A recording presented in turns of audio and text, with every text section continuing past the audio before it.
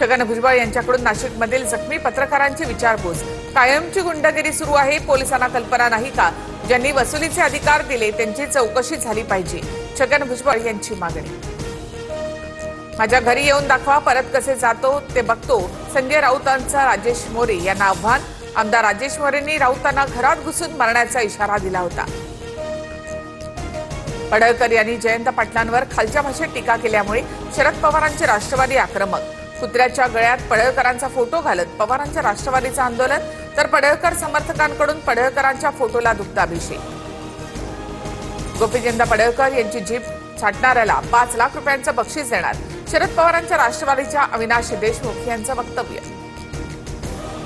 गरब्यामध्ये फक्त हिंदूंनाच प्रवेश द्या, मुस्लिमांना प्रवेश देऊ नका, आधार कार्ड बघूनच गरब्यामध्ये प्रवेश द्या, विश्व हिंदू परिषदेची मागणी।